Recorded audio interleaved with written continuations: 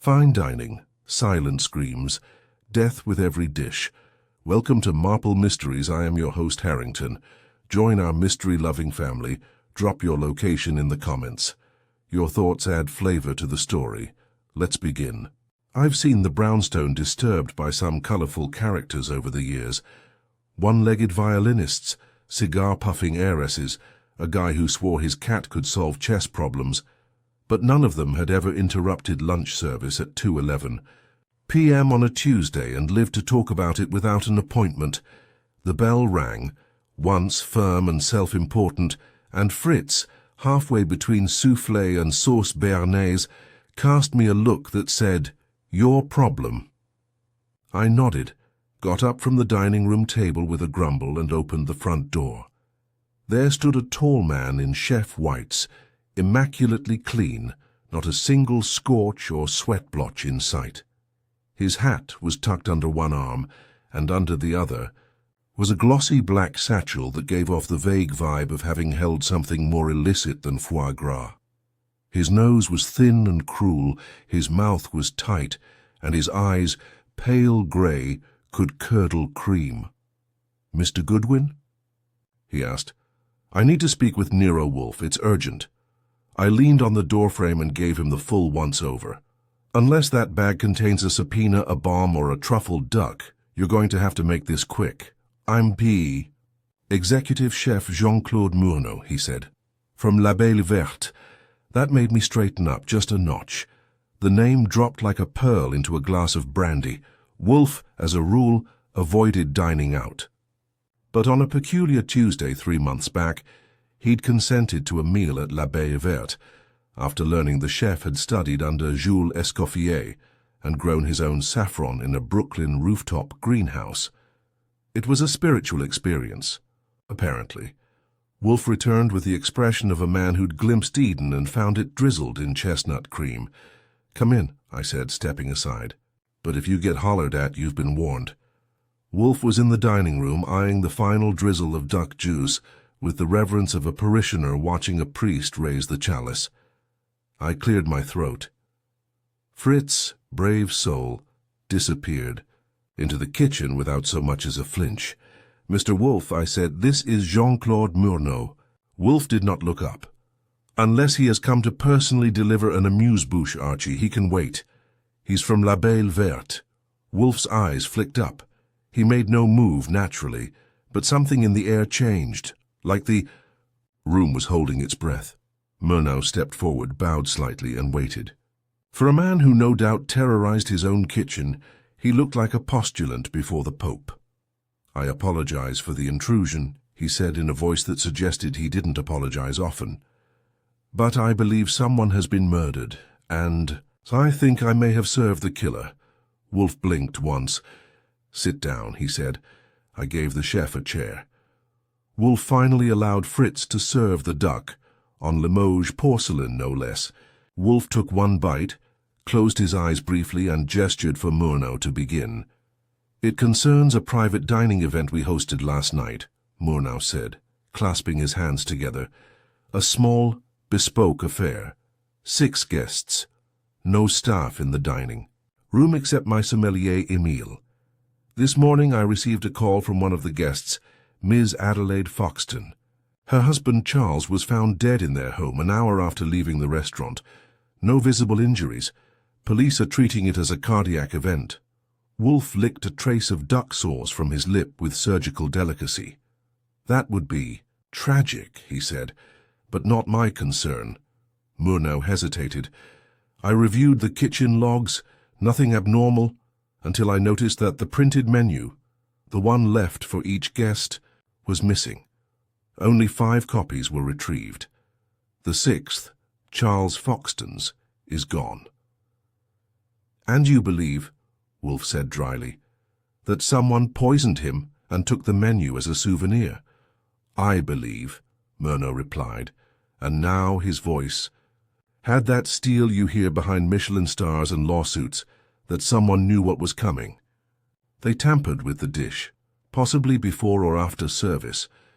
The missing menu isn't just a souvenir, it's a clue. And if the press learns that a man died after dining at La Belle Verte, We'll be gutted, quietly, with a paring knife. Wolfe sniffed, unimpressed. You assume the event transpired at your restaurant, but you have no proof. I have my instinct, Murnau said. That got Wolfe's attention, just a flicker. He detested sentiment, but he respected arrogance when properly aged. I'll pay your usual fee, Murnau added, plus 5,000 if the matter is settled discreetly. That got my attention. I was about to say something helpful, but Wolfe raised a finger. You've piqued my curiosity, sir. That's a rare thing. Murnau bowed again like he'd just earned a Michelin star from Mount Olympus. Wolfe looked at me. Archie. Gather names, occupations, addresses of the 6 diners. I want to know their proximity to the deceased and to each other, and secure a copy of last night's menu complete. Right, I said. The poisoned pâté trail begins. Wolfe turned back to his plate. Pfui. If there was poison, it was not in the food, it was in the motive. Fritz was not thrilled about having a celebrity chef pacing in his kitchen. I didn't blame him. There's a sacred order in that room, a kind of Swiss-German symphony involving copper pans, sea salt and soufflé timing that doesn't mesh. Well, with a Frenchman nervously biting his thumbnail near the mortar and pestle. After Wolfe dismissed Murnau from the dining room with a short nod and even shorter instructions, sit, wait, do not interfere with Fritz, I got my marching orders. I was to call Lon Cohen at the Gazette to dig up whatever public dirt could be scraped off the late Charles Foxton. Quietly, Wolfe emphasized, and then swing by l'Abeille Verte to collect that guest list and menu. Preferably before someone else with a badge and less tact decided to do the same. I caught Fritz's look on the way out. It said, this one better not sniff my veal stock. L'Abeille Verte, nestled off Irving Place, wore its exclusivity like a Parisian scarf, artfully undone. The hostess, a rigid brunette who looked like she'd once judged a runway competition and found it disappointing, didn't flinch when I asked for the reservation log.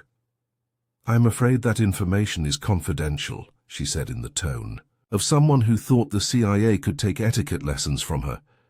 I get it, I said, flashing my ID card that read, Archie Goodwin, private investigator, licensed. It's a handy little rectangle. But unless you want the fuzz coming back with questions and no palate, you'll want to hand over the list voluntarily. Murnau approved it. That did it. She sniffed, disappeared, and returned with a thick cream-colored envelope sealed in wax, because naturally they did things that way here. Inside was a printed menu, slick and elegant, listing 6 courses in French and English, and a typed list of guests with home addresses and phone numbers. I thanked her, resisted the urge to pocket a complimentary macaron, and left. Back at the brownstone, Wolfe had moved from dining to digestion, which meant his chair in the office, his yellow silk robe, and a glass of beer. Murnau sat opposite him, legs tightly crossed, hands gripping the arms of his chair like he expected turbulence. I laid the documents in front of Wolfe. He barely moved, but I could tell from the angle of his eyes and the tension in his jowls that the wheels were turning. The guest list, I said, in order of seating as best the chef could recall. I read aloud as Wolfe skimmed the page with his finger.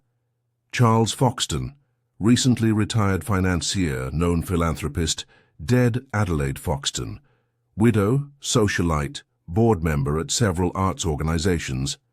Gideon Ash, restaurateur, former, business partner of Foxton. Dr. Willa Enderlin, nutritionist and clean-eating evangelist, appears on local TV. Malcolm Judd, food critic, writes under the name Fork and Fury. Lucia Virelli, opera soprano and occasional wine columnist. Quite a salad of personalities, I said. Wolfe muttered. Murnau sat up. Foxton paid for the dinner. He arranged the invitation. Some of them knew each other, but they were not friends. It was curated. That's a word, I said. But why would he curate a meal for a critic, a nutritionist, a diva, and a business rival? Wolfe spoke slowly, voice like a weighted blanket. To observe something, or to provoke something. Perhaps both. Murnau shifted. You think he invited his own killer? No, I think he did not expect to be killed. Wolfe gestured to me. Archie, the sommelier. Emile. He wasn't on the guest list. Want me to track him down? Not yet. First the diners. I want impressions, not facts alone, but conduct, inflection, contradiction. Begin with Adelaide Foxton. Her husband is dead. That will tell you something. What, I do not yet know. And, what about you, I asked. He closed his eyes. I will consider the menu. I phoned Mrs. Foxton and arranged a visit for that afternoon. She sounded calm, maybe too calm. I've had grocery clerks sound more rattled when the change machine jams.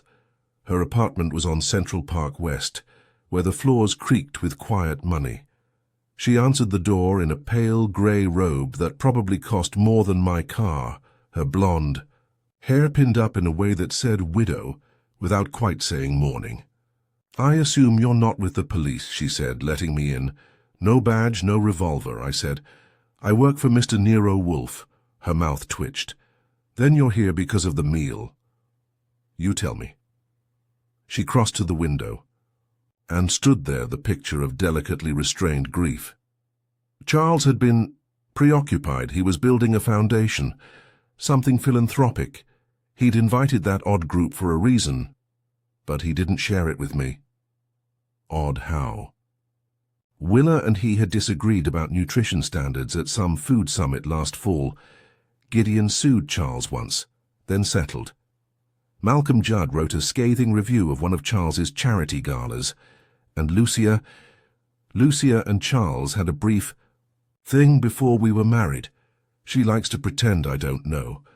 That was a lot of coincidences for one dining table. Why agree to the dinner? I asked. She turned. Because I thought maybe he was trying to make peace. He was trying to change, I think. He didn't like what he'd become in business. He wanted to give back. By inviting enemies to dinner. She smiled faintly. Charles believed that food could do what lawyers couldn't. Back at the brownstone, Murnau had departed, leaving behind only the faintest trace of truffle in the air. Wolfe was still in his chair, hands steepled over his stomach. I summarized what Mrs. Foxton told me. Wolfe nodded. And yet she gave you everything. Too neatly. All the motives lined up like ducks in a row. Not exactly a grieving widow. No, but not a murderer either. Not by the usual standards. He gestured toward the menu. There is something missing. Not just the sixth copy, but something more subtle. A change. Change? Sequencing. The texture, this amuse-bouche. Wasabi marinated daikon, why lead with that? Why layer such a sharp note against the more subdued scallop course? Chef's ego? No, Wolfe said. A warning. I blinked. A warning of what? That, Wolfe said. We are about to be disturbed. And just then, as if summoned by the gods of timing, the doorbell rang again. The second time, the bell rang that day, Wolfe didn't even twitch. His eyelids fluttered slightly, which I took as a nod. I left him in his chair, looking like a fat Buddha awaiting enlightenment by mail, and headed for the door. It was Saul Panzer. That didn't surprise me. What did was that he wasn't alone. A step behind him stood a tall woman in a peacoat and tortoiseshell sunglasses, the kind of expensive eyewear that says, "Don't look at me, but know I'm famous." Her posture was rigid, her lips pressed into a line, and she smelled faintly of lilac and contempt. I recognized her from a program Wolfe had made me sit through once. Lucia Virelli, mezzo-soprano, drama magnate, and likely reasoned several tenors. Had taken up drinking. "Evening, Archie," Saul said as he stepped in. She insisted on talking to Wolfe loudly, in front of her voice coach.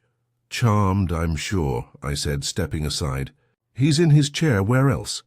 Lucia swept in like she owned the parquet. Saul gave me a shrug, half apology, half amusement, and followed. Lucia paused at the office threshold. "Mr. Wolfe, I believe you've taken an interest in the matter surrounding Charles Foxton." Wolfe opened one eye. "I have." "I want to go on record," she said, pulling off her glasses with a flourish, "that I had nothing to do with what happened. I only attended the dinner out of courtesy. I had no idea it would be poisoned." "Pfui," Wolfe said. "No one said poisoned. I can read a headline before it's printed," she replied. Wolfe didn't move. "Then you should be careful not to write one for yourself." She flushed at that. Saul quietly took a seat along the wall. I perched at my usual desk and tried not to smirk. "I had no quarrel with Charles," she said stiffly. "We had a past, ancient history. He was married to that woman, Adelaide, and I had no desire to relive old embarrassments. Yet, you accepted the invitation," Wolfe said. He asked with charm. "And influence. One does not always get to say no in my line of work." Wolfe steepled his fingers. "Do you remember what he spoke of during the meal?" She hesitated. "He spoke very little. He made a toast, vague and sentimental. Something about new beginnings. He wanted everyone to celebrate transparency." That was the phrase. He looked pointedly at Gideon Ash when he said it. That got Wolfe's attention. "Gideon Ash, the restaurateur? Yes, he and Charles once co-owned a failed bistro in Montauk. Lost a lot of money from what I gathered." "Did he respond to the toast?" Lucia tilted her head. "He laughed. Not kindly." Wolfe closed his eyes. "Thank you, Miss Virelli. That will be all. For now." She sniffed. "Do let me know. When you find the killer, I would hate to miss my curtain call." When she was gone, Saul leaned forward. "She's scared, not guilty, but scared. Something happened that night she's not saying." Wolfe didn't open his eyes. "Find Mr. Judd. Bring him here if you can. I want his temperament on display." Saul nodded and left. Wolfe turned to me. "Gideon Ash." Next on the list. He gestured dismissively. "Tonight. But first, Dr. Willa Enderlin." Enderlin's office was in a sleek midtown tower that smelled like lemon disinfectant and self-righteousness. Her waiting room had no magazines, just pamphlets about food allergies and sugar's conspiracy against humanity. She greeted me with a handshake, firm enough to cause bruising, and sat me down, across from her in a minimalist consultation room. No diplomas on the walls, just a framed quotation. "Let food be thy medicine, and medicine be thy food." "I remember the dinner," she said without being asked. "It was an abomination." "Define abomination," I said. She arched an eyebrow. "Cream sauce on veal, duck-fat potatoes, an amuse-bouche laced with fermented soy. I told Murnau to his face that it was nutritional nihilism. And Charles Foxton?" She crossed one leg over the other. "He invited me under the pretense of discussing a donation to my foundation. Then he tried to impress me with truffle, oil and biodynamic wine. It was vulgar." "Did you talk to anyone else?" "Malcolm Judd and I had a long debate about the ethics of foie gras. Gideon Ash called me a diet fascist. Lucia Virelli barely spoke, except to ask if the duck was free-range. And Adelaide," Willa shrugged. She looked uncomfortable. I assumed she was used to playing the supportive wife. Charles dominated the room. Was he drinking? No more than the others. But I believe he enjoyed causing discomfort. He liked seeing his guests squirm. "Squirm how?" She smiled faintly. "He hinted he had information, something he'd been saving. He told Malcolm Judd, 'Your next column might write itself after tonight.' Malcolm went very quiet after that." Bingo. By the time I got back, the office felt like a live wire. Wolfe had not moved, of course, but the air was charged. Fritz was unusually silent, hovering near the doorway as if waiting for the bomb to drop. It dropped when Saul returned, with Judd in tow. Malcolm Judd looked like a man who'd tried to dress casual and failed. His shirt was pressed, his blazer well cut, but his eyes gave him away, darting, dry, uncomfortable. I recognized the type. He wrote with venom, but talked like he was walking a tightrope. "I told you," he said as he sat down. "This isn't my sort of scene. I don't play detective." "Then don't," Wolfe said. "Just tell me what you saw." Judd hesitated. "Charles wanted something." "What?" "To embarrass us. All of us. He was building a foundation, yes, but it was more than philanthropy. He was obsessed with cleansing his legacy. He had files, documents, dirt. He said as much over dessert." "On whom?" Wolfe asked. Judd looked uncomfortable. He didn't say directly, but when he toasted transparency, it wasn't just metaphor. He looked at Gideon Ash and said, "I know who took the money." Then he turned to Lucia and said, "The affair wasn't the worst thing you ever hid." That shut the room down for a moment. "And you?" I asked. "What did he say to you?" Judd hesitated. "Nothing, but he handed me a sealed envelope and said, 'When the time is right.' I haven't opened it." "Do you have it?" Wolfe asked. Judd pulled a thick envelope from his inner coat pocket. It was cream-colored, unmarked. I moved to take it, but Wolfe raised a hand. "Archie, not yet." He turned to Judd. "If you are lying, sir, I will know. If you are not, you may have made yourself a target." Judd paled.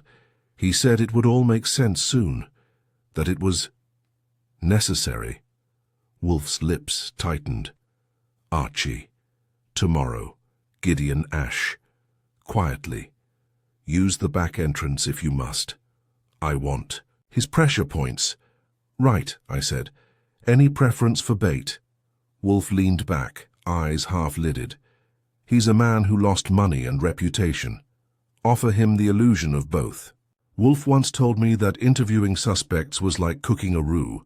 Too much heat too fast and you burn it. Too little, and it stays raw. Gideon Ash, as I learned the next morning, was somewhere between simmering and scorched. His office, which he called a culinary consultancy hub, was 2 floors above a kombucha bar in Soho. The glass door had his name stenciled in gold, Ash & Comer's Hospitality Ventures, with no mention of how many ventures had gone up in smoke. He buzzed me in, barely.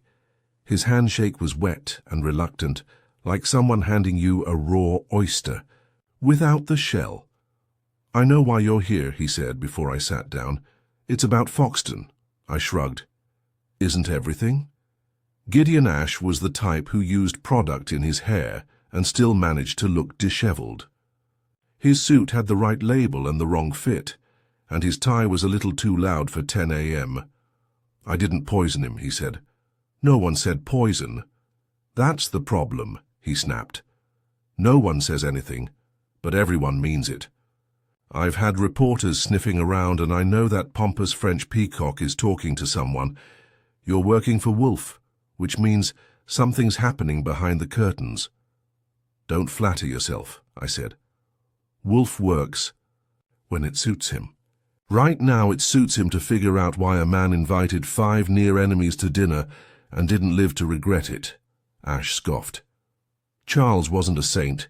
He liked leverage, secrets. Used to keep a black notebook in his desk. Wrote in it. After every meeting, sometimes during. Still have it?" "No idea. Adelaide probably torched it or locked it in a vault." "Did he mention that dinner to you in advance?" Ash hesitated. "Only vaguely. Said he wanted to bring some things to light. I thought he meant old grievances, maybe even an apology. Instead, he tried to humiliate us." "Us?" He gave me a look. Lucia with her prima donna past. Judd, who Charles once called a parasite with a thesaurus. Willa, who said publicly that Charles's nutritional foundation was a brand wash for billionaires. Me? I sued him after he dumped a joint restaurant project and cut me out. Took months to settle. "And what was your endgame that night? Reconciliation?" Ash laughed. "Hardly. I went because he asked nicely. Because I thought maybe he'd changed or was at least willing to talk numbers." "Did he mention the envelope to you?" "No. But he made that toast. Ash's smile turned sour. Oh, yes. To transparency and new beginnings. As if he were the Pope washing our feet.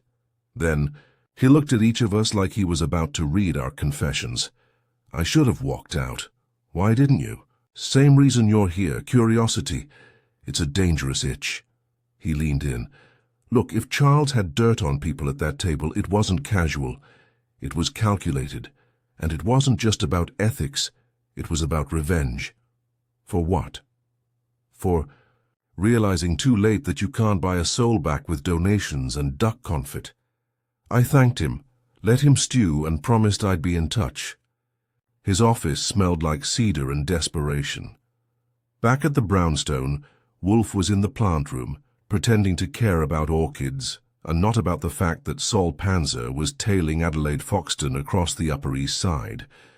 Fritz had tried a new saffron glaze for the pigeon, and Wolfe, being a merciful god when served well, was in a state of contemplative satisfaction. I updated him from the office, shouting through the doorway.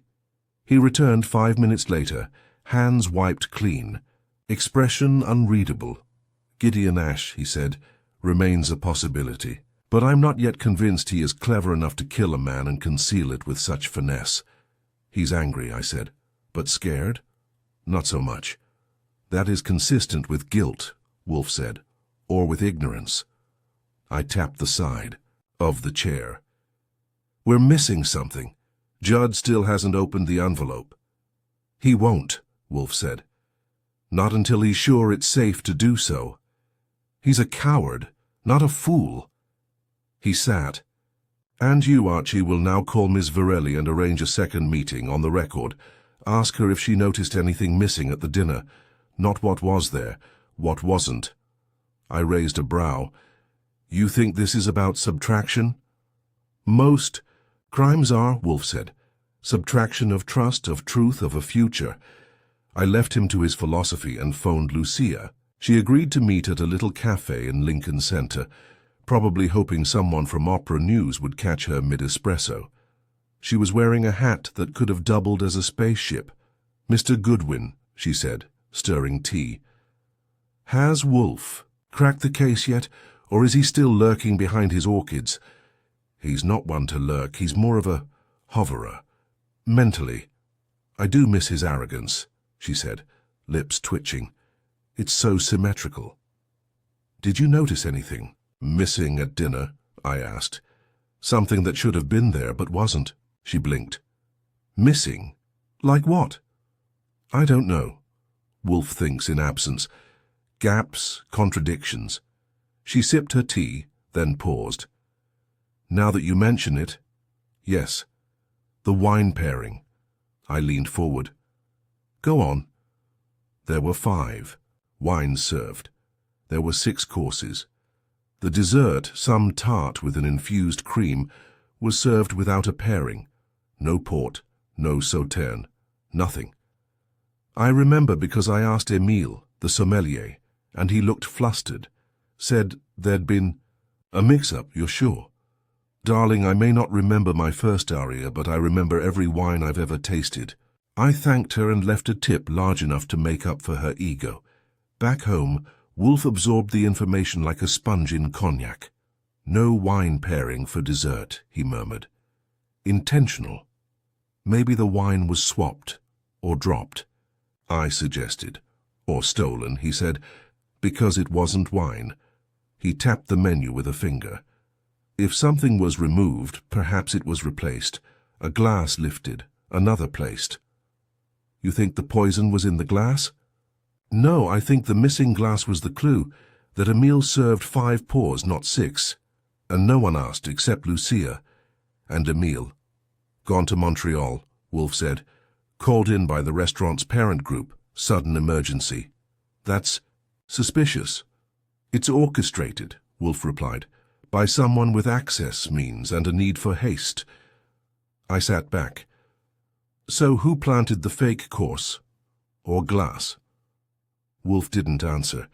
He closed his eyes. Have Saul bring Adelaide. Foxton here, alone. I hesitated. You think she's next? No, I think she's first. The first rule of preserving order in Wolfe's brownstone is simple. Nothing is touched unless Wolfe says so. That applies to orchids, salt cellars, imported cheeses, and above all, files. So when I walked into the office the next morning and found Wolfe standing, not seated, and frowning at an open drawer in his desk, I knew we'd just crossed into uncharted territory. He looked up at me, his face hard. Archie. Yes, sir? This drawer was disturbed. Now, Wolfe doesn't accuse lightly. The drawer in question held our case files in their purgatorial stage. Notes, transcripts, menus of menus. Last night I'd locked it myself, after slipping in the extra copy of the guest list I'd annotated.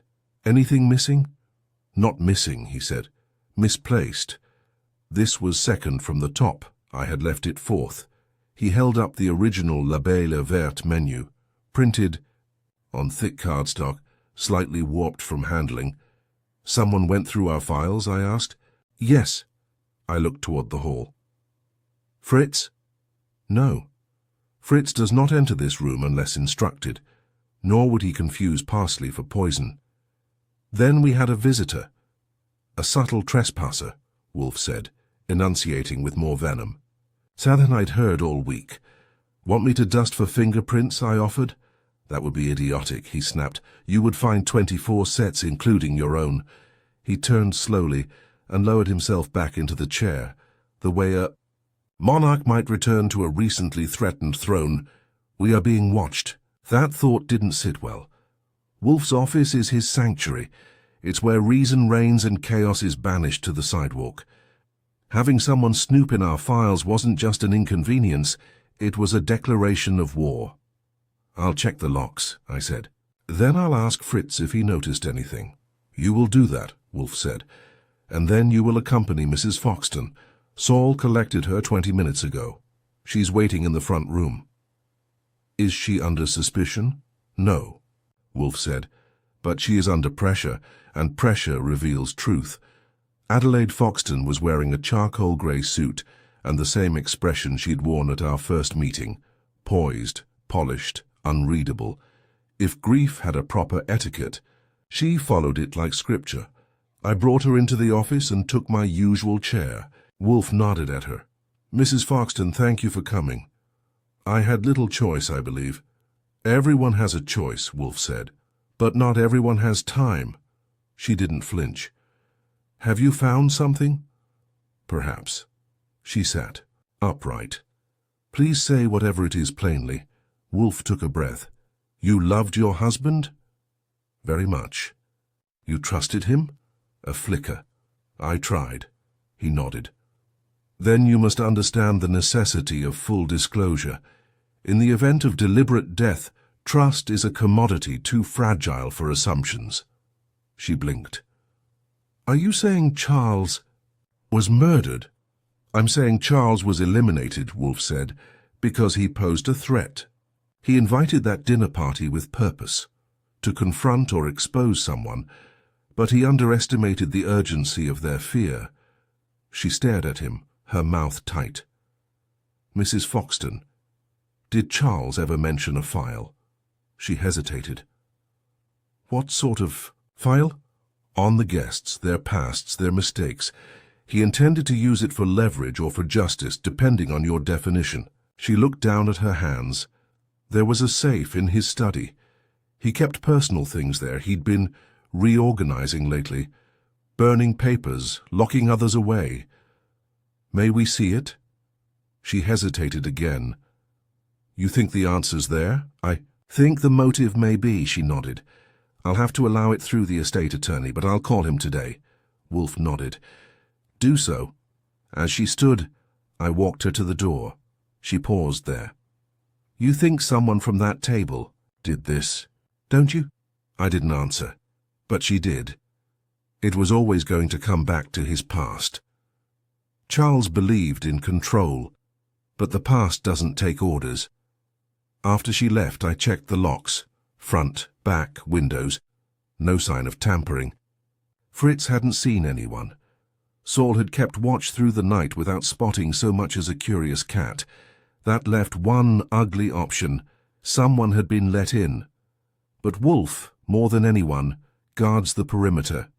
It would have taken nerves of steel or a deep familiarity with the place to enter without detection. Later that afternoon, a call came in from Emile, the missing sommelier. He was in Montreal, yes, but now he wanted to talk. I can't be involved, he said, voice tight with panic. But something happened that night. I don't know what exactly, but the dessert wine, it wasn't right. You served it? No, he said. That's just it. I was told we'd serve a sixth pour, Chateau Closé. I prepared it, but it never left the cellar.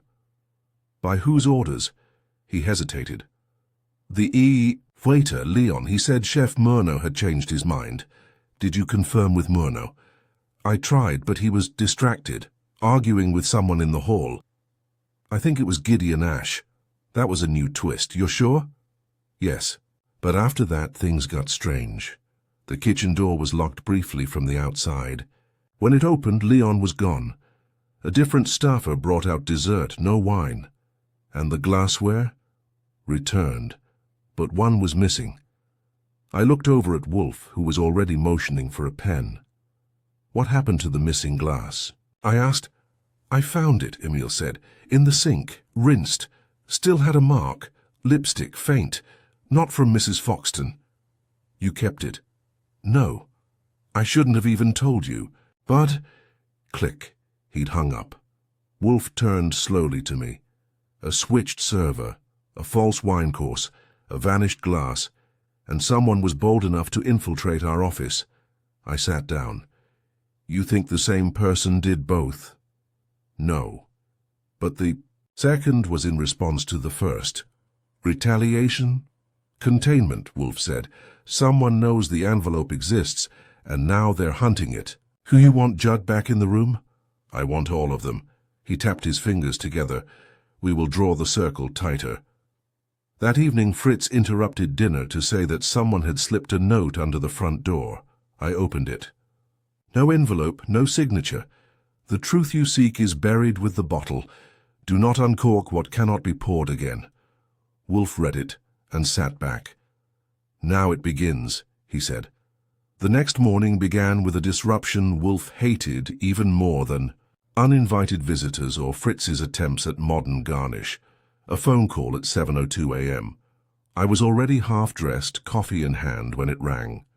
Wolfe, no doubt still under the quilt and fuming into his pillow, let me take it. This is Archie Goodwin. The voice on the other end was whispering.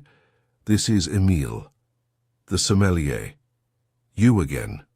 I was hoping you'd call back before the autopsy report. I don't have much time. I think someone followed me yesterday, and now I can't find Leon. Leon, the waiter? Yes, he didn't show up at work. His phone's off. No one knows where he is. I think they're cleaning up. Did Leon serve the dessert? Yes, but that's just it. He wasn't supposed to. He wasn't assigned to that table. Someone switched the plan. Who gave him the instruction? Someone in a black apron. I assumed they were kitchen, but I asked around later. No one remembers authorizing it, and no one remembers hiring a new runner that week. No name on the shift sheet. I glanced toward Wolfe's door. I didn't dare knock before his coffee, but I didn't need to. The door creaked open. He'd been listening. Emile, I said, sit tight. No travel, no disappearances, and don't clean out your sink. Click. Wolfe padded into the office, robe billowing, looking like an emperor betrayed by his court. We are being played, he said. Like a kazoo, I agreed. Leon's missing. Emile's spooked, and someone's impersonating staff at high end. Restaurants just to reroute wine glasses. Wolfe didn't sit. He stalked, a rare thing and not pretty to watch. The letter delivered last night was not a threat, he said. It was a containment strategy. The bottle, whatever it held, is key, but they're trying to redirect us from it. I poured his coffee and slid it to him like an offering. He finally sat. We must accelerate before more vanish. You want all the suspects back in this room? He gave a slow nod. Tonight. All 5? No, he said. 4. Leon has joined the missing, and 1 has already made there. Move, I raised a brow. And the bait? Wolfe tapped his fingers on the armrest. The envelope, Judd must open it here, in front of them. It will provoke the necessary reactions. And what if it's empty? He grunted. Then we're dealing with a much cleverer killer than I gave credit for. By midday, Saul had Judd, Lucia, Gideon, and Willa all scheduled for 7:30 p.m. sharp. No excuses, no delays. The bait had been set. Wolfe's assistant would open the mysterious envelope in front of them, revealing everything Charles Foxton was prepared to expose. They arrived with varying degrees of reluctance and war paint. Lucia wore black silk, like she might break into an aria mid-alibi. Judd looked half-sick and over-cologned. Willa arrived precisely on time with a leather-bound notebook and moral superiority. Ash strolled in last, eating a tangerine. He offered no explanation. We served nothing. No refreshments, no water, not even one of Fritz's palate cleansers. Wolfe insisted. Let their thirst sharpen their tongues. He addressed them from his chair with the gravity of a judge. You have all heard the rumors.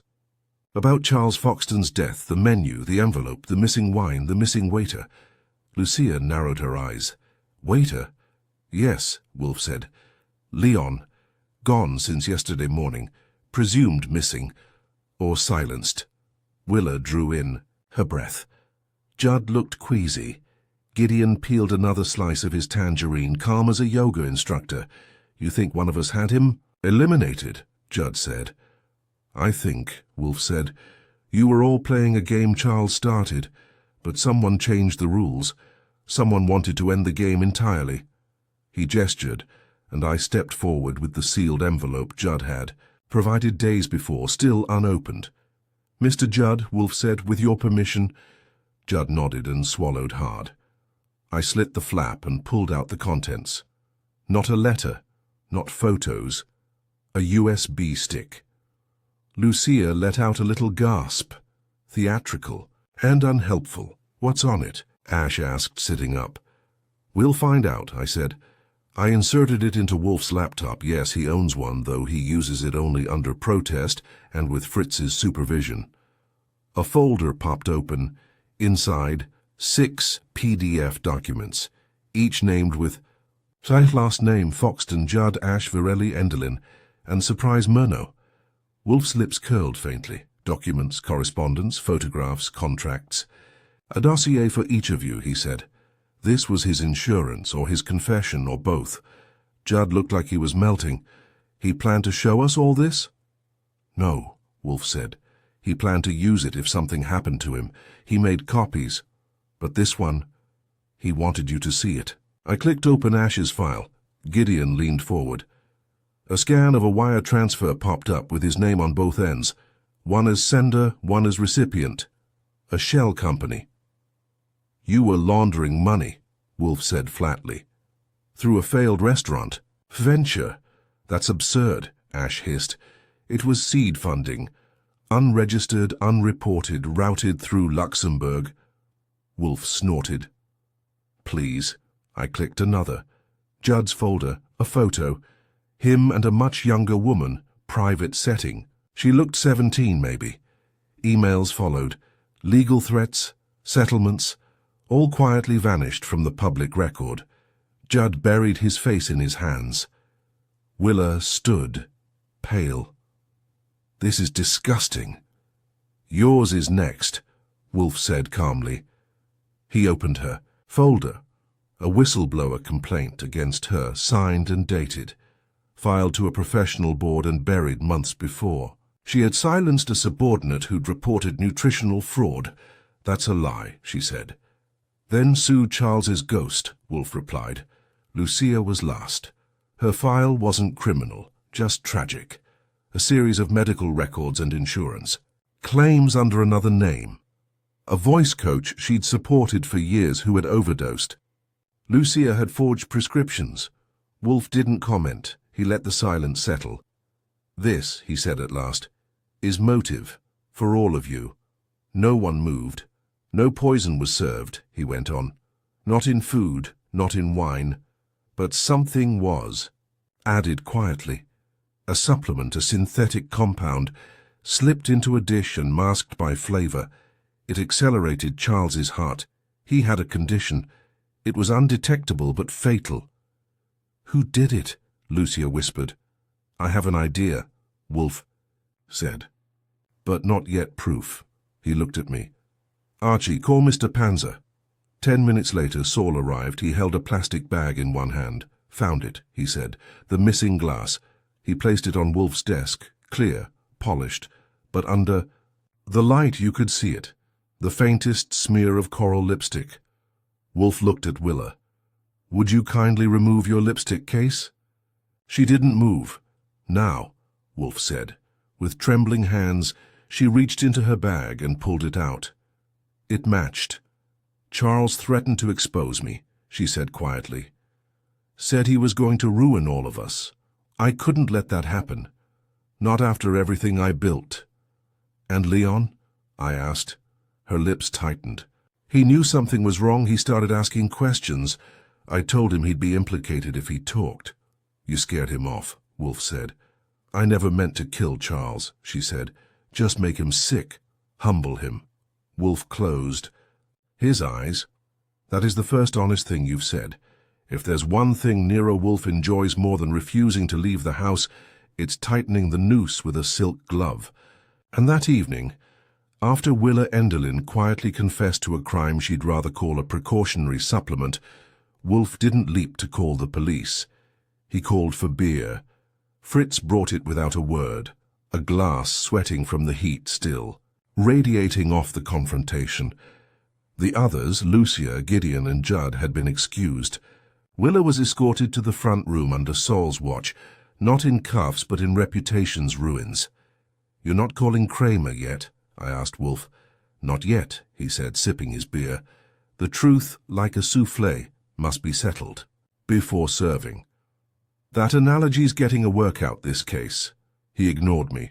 "The method is now clear," he continued. Willa administered a pharmacological agent, likely a beta agonist in powdered form, masked in the dessert. The timing explains the lack of wine pairing. She needed control of both the plate and the glass. She spiked one and hid the other. Precisely. "But what about motive?" I asked. Everyone had secrets, but hers was minor league, compared to Judd's little photo set. "Not all crimes are driven by the size of the skeleton. Some are by the closeness of the grave." I started to reply when the bell rang again. I rose instinctively, but Wolfe stopped me with a raised palm. "Archie, this time we let them wait." That's when I knew he was positioning. Wolfe had no intention of handing Willa over yet, not until all the players had responded to the bait. He wanted to see who would circle back, who would twitch. The bell rang a second time. Wolfe sipped. Finally, I opened the door. It was Adelaide Foxton. She looked pale, lips pressed together so tight they made a seam. She was holding a slim file folder in one hand. No purse, no gloves, just a sense of urgency wrapped in wool. "I need to speak to Mr. Wolfe," she said. I led her in without a word. Wolfe didn't rise. "Mrs. Foxton, have you come to confirm your late husband's sins or confess your own?" She took the empty chair opposite him and placed the folder on his desk. "Neither," she said, "but I think I know why Charles died." Wolfe raised a brow. I stayed standing, ready to jump, if this turned into one of those rare moments where people throw things in our house. "He didn't tell me directly," she went on, "but I found this in the study last night. It was hidden behind the paneling near his desk. I thought it might help." Wolfe gestured. I opened the folder. It was a single page, typed. No signature. "To whom it may concern, if I'm gone unexpectedly, know that I tried to change the narrative. I tried to correct what I built. I gathered what leverage I could, hoping to level the field before I left it. If this note reaches anyone, it means I failed. The one who strikes first is always the one with the most to lose. Look for what's been hidden. not just destroyed. The truth is never erased, only redacted. C.F. Wolfe read it once, slowly, and then again, in silence. Then he closed the folder. He knew, Wolfe said softly, and he feared someone would act before he could. Adelaide didn't speak. Thank you, Wolfe said. You are not the target of my suspicions, but your husband's miscalculations created ripples no ethics board can still. I just want it over, she whispered. All of it. Wolfe gestured for Saul, who returned from the hallway with Willa in tow. She looked less composed now, like a woman at the end of a long deception. You should know something, Willa said as she was brought back into the office. The compound I used, it wasn't supposed to kill him. I tested it. Small doses. It only elevated heart rate, made people shaky. I didn't even know he had a condition. You didn't ask, Wolfe said. She stared at him, defensiveness worn to the bone. You saw him as a manipulator and you wanted him disarmed. I wanted him humbled, she said. He was going to release that folder, ruin lives just to wipe his conscience clean. I thought if he got sick, scared, he'd stop. But he died. I didn't mean to. Wolfe said nothing for a long time. Then, Saul, take her to the guest room. Keep her there until Kramer arrives. Willa didn't resist. She walked like a woman halfway to relief, halfway to doom. After the door closed, Wolfe finally addressed me. She did administer the agent. And she was scared. But she was not the only hand on the knife. I frowned. You think someone else was involved? No. I think someone took advantage of the chaos. He tapped the menu again. Why delete a wine pairing? Why send a note to this house warning us not to uncork the truth? The poison wasn't in the wine, but the messages. The missing bottle. Wolfe nodded. Find it. The next morning I went back to La Belle Verte. Murnau looked like he hadn't slept in a week. The kitchen was quiet, pre-service lull, and he waved me in with a grimace. I've heard things, he said, not from me. I've run my kitchen cleanly for 10 years. Someone snuck in, slipped something past your staff. You weren't watching. Don't insult me. Then help me, I said. Where's the bottle of Chateau Clauset that was meant to be served with dessert? He paused. We keep our fine dessert wines in the back cellar. They're logged. That bottle went missing. I assumed it was miscounted. We pulled a backup from storage. Who had access? He didn't answer. I followed him to the cellar, deep, cold, and stacked with quiet elegance. He pointed to a gap in the fourth rack. It was there. You use code tags? He nodded and pulled out a clipboard from a mounted hook. I scanned. The chateau had been logged in, then crossed out in faint pencil. No initials.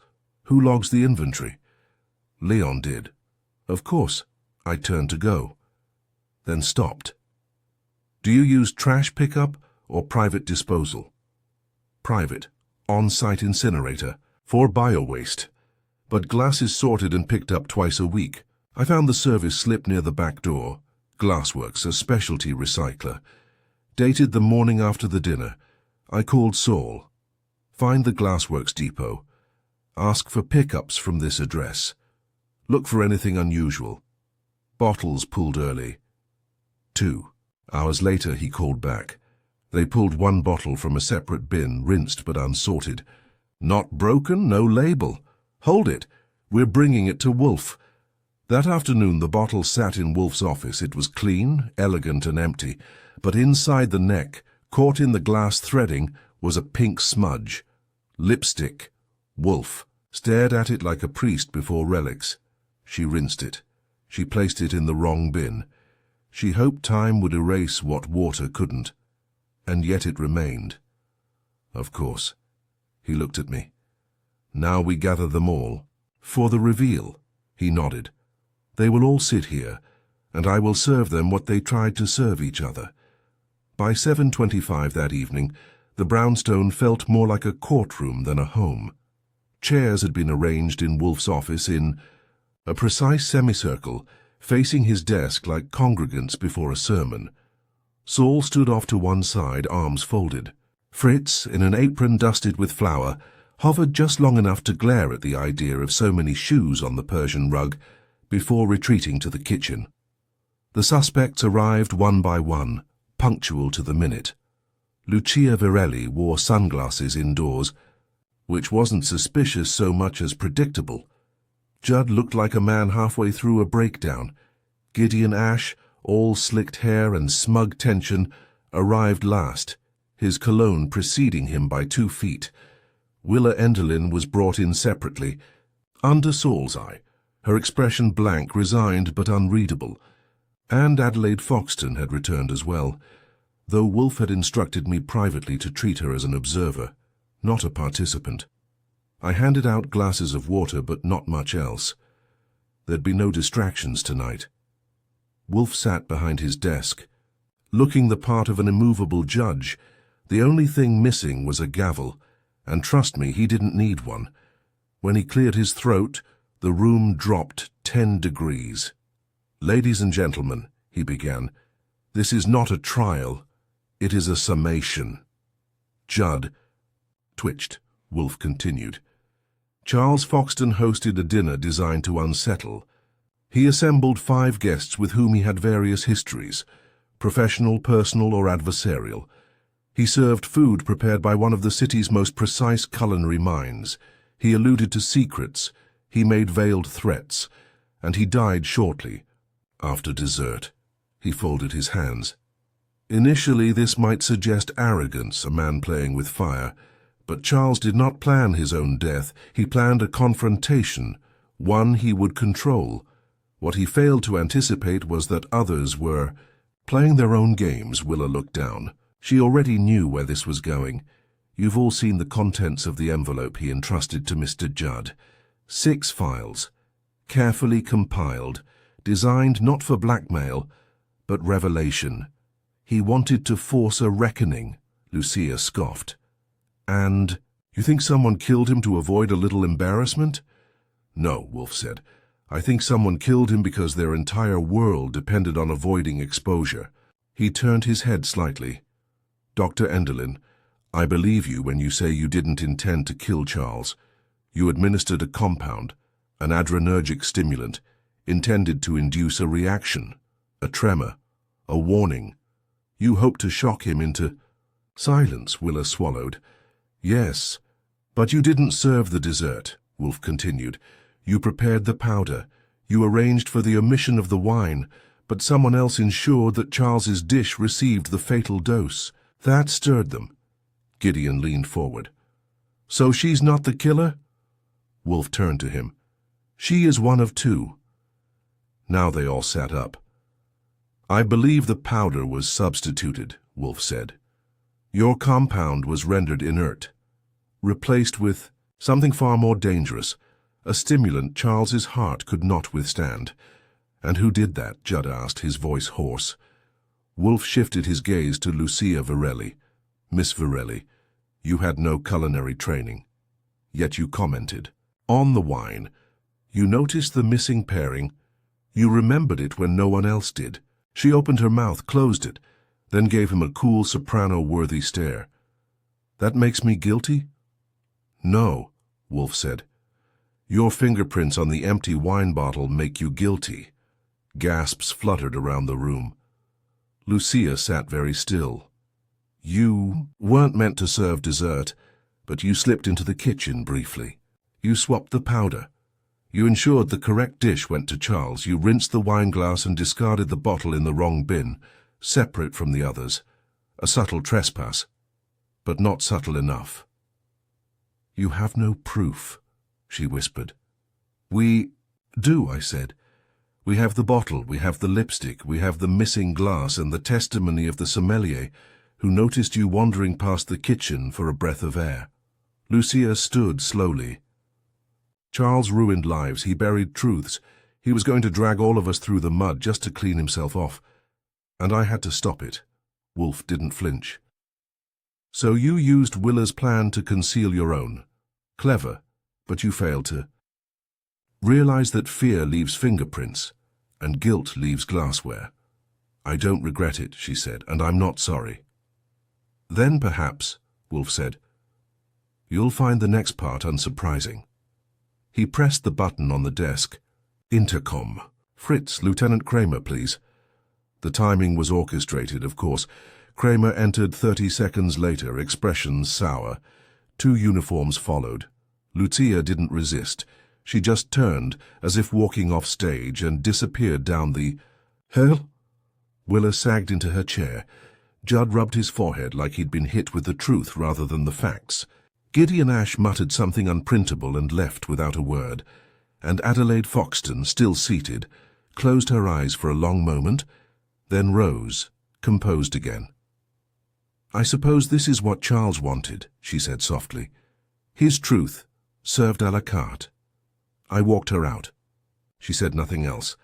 After the last footsteps had faded down the front stairs and the door was locked once more, I returned to the office.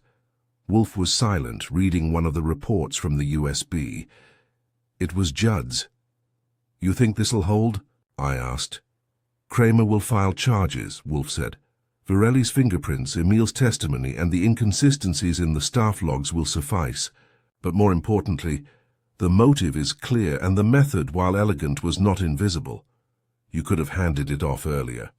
I could have, he said, but I needed the performance, the confrontation. He inclined his head. Justice, when properly dressed, must be served with ceremony.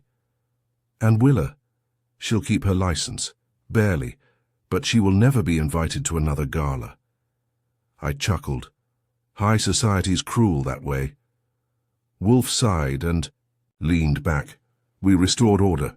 For tonight. Fritz appeared at the doorway, chin high. May I proceed with dinner? Yes, Wolfe said, rising. Archie? Wouldn't miss it. We adjourned to the dining room, where a perfectly crisped duck breast was waiting, and a bottle of real Chateau Clauset, unpoisoned, unpaired, and uncorked, stood breathing beside it. As Wolfe lifted his glass, he offered one of his rare pronouncements. Human appetites, Archie, are rarely sated. But their indulgence, when unexamined, is what kills. I raised mine in turn, and sometimes it just takes a missed glass of wine to expose it. There's a particular calm that falls over the brownstone after a case breaks open, a stillness. In the rugs, the orchids, even in Fritz's footsteps as he retires the dishes with the grace of a retiring general. It's not just relief.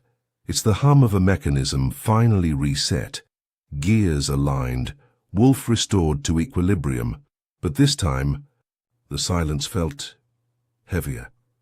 I found Wolfe in the office, seated with an open book in his lap and a glass of beer beside him, untouched.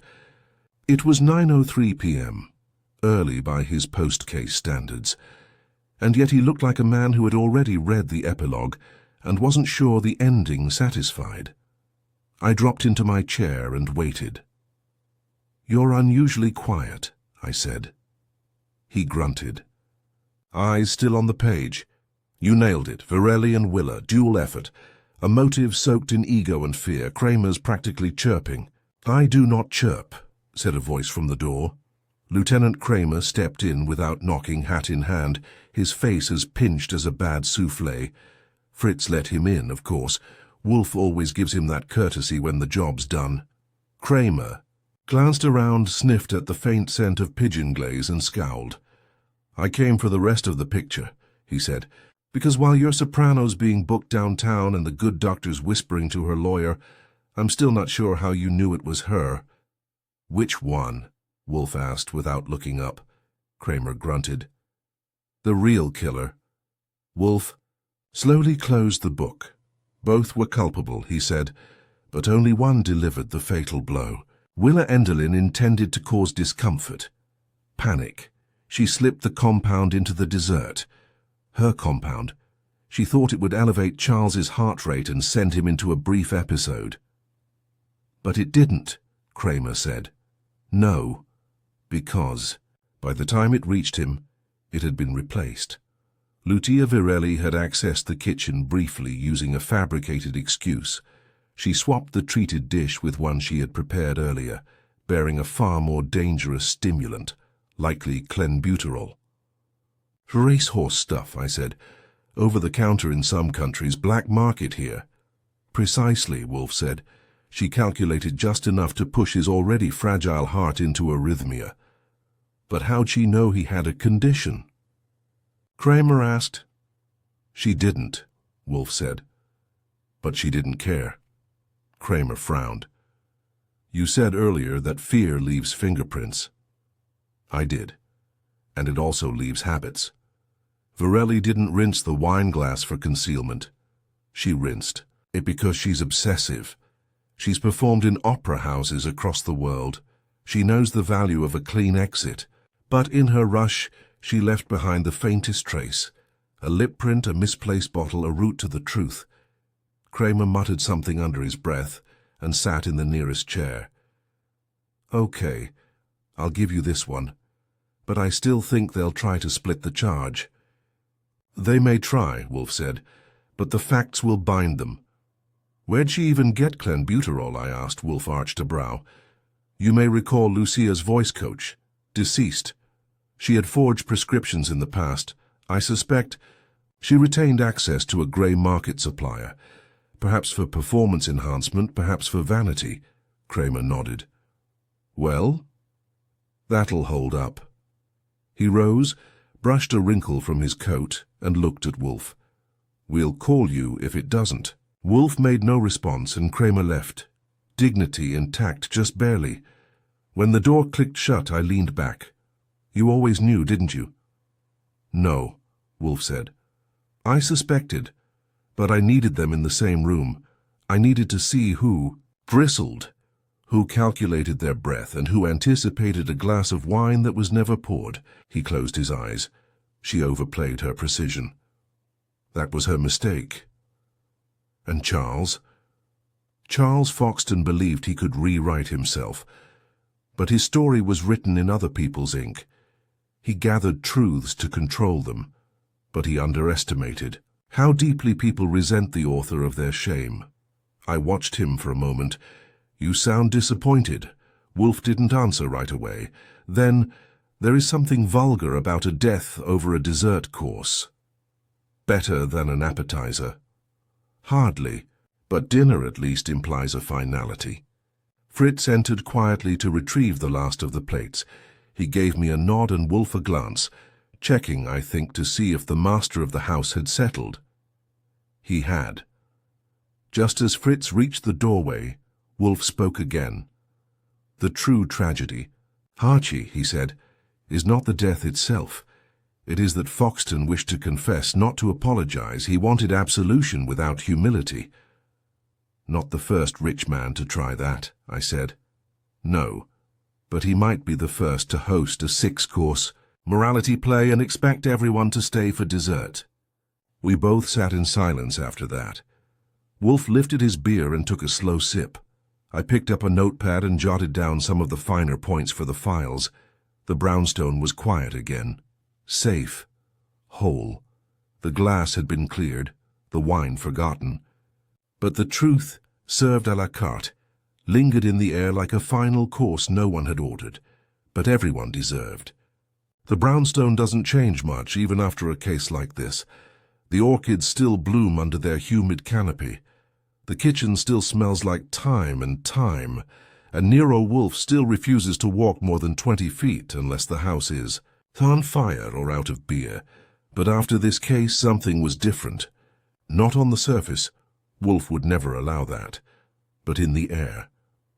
In the way Fritz moved a little slower that week, how Saul stopped by 2 days later, just to sit in silence. Even I found myself standing a little longer by the front window, watching the street as if some unfinished part of the story might wander back up the steps. It didn't. Lucia Varelli was arraigned without fanfare. No reporters, no curtain calls. The DA moved fast with Wolfe's statement, Emile's testimony, the lipstick from the glass, and the chemical analysis of the bottle residue. She was charged with second-degree murder. Manslaughter was floated, but Wolfe's case was too tight for a plea bargain worth taking. Willa Enderlin lost her license, suspended indefinitely. Her board launched an ethics review after Wolfe provided the recovered prescription record through discreet channels. No jail time, but she'd spend the next decade explaining things to lawyers and donors, none of whom had much appetite for powdered scandal. As for the others, Gideon Ash, Judd, even Adelaide, they slipped back into the city like wine down a drain. The Gazette ran a small column about Foxton's death, dressed up in civility. Prominent philanthropist passes suddenly following private dinner. No mention of clenbuterol forged menus or soprano-shaped motives. Discretion, as Wolfe would say, was the only ingredient still respected in polite society. It was a few days after the storm passed that Wolfe summoned me to the office, not to solve anything, but to account. His version of a wrap-up, a mental flossing. He was seated in his chair, robe-tied, eyes distant. On his desk sat the now-famous menu from l'Abeille Verte, laminated at Fritz's insistence after Wolfe declared it a document of culinary and criminal significance. I sat. He didn't speak immediately. Finally he asked, "Why do you suppose Charles Foxton chose those 5 people?" I blinked. Well, each had a secret, a pressure point. He knew that. True. But why together? Why a dinner? Why a performance? I shrugged. Ego? Wolfe shook his head. Control. He wanted the upper hand. Foxton curated the guest list the way he'd once curated stock portfolios, balancing risk and return. He thought he could stage manage morality, serve justice. Like a souffle. Warm, impressive, and perfectly timed. And instead, Wolfe said, he discovered what most men in his position do.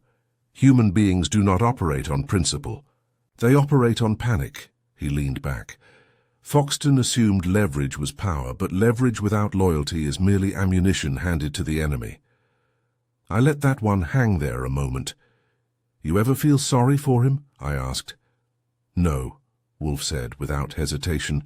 Foxton was a manipulator, a collector of other people's sins, but his error was not cruelty.